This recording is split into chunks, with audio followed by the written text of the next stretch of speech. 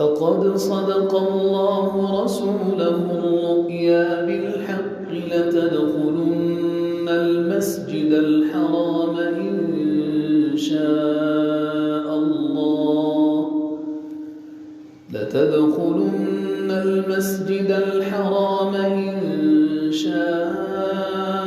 الله آمنين محلقين رؤوسكم ومقصرين لا تخافون فعلم ما لم تعلموا فجعل من دون ذلك فتحا قريبا هو الذي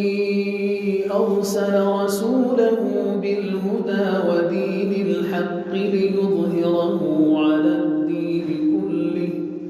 وكفى بالله شهيدا محمد رسول الله والذين معه أشداء على الكفار رحماء بينهم تراهم ركعا سجدا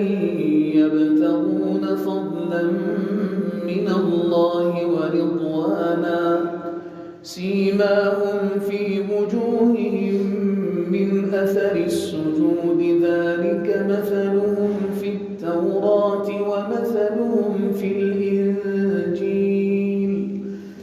كزرع أخرج شطأه فآزره فاستغلظ فاستوى على سوقه يعجب الزراع ليغيظ بهم الكفار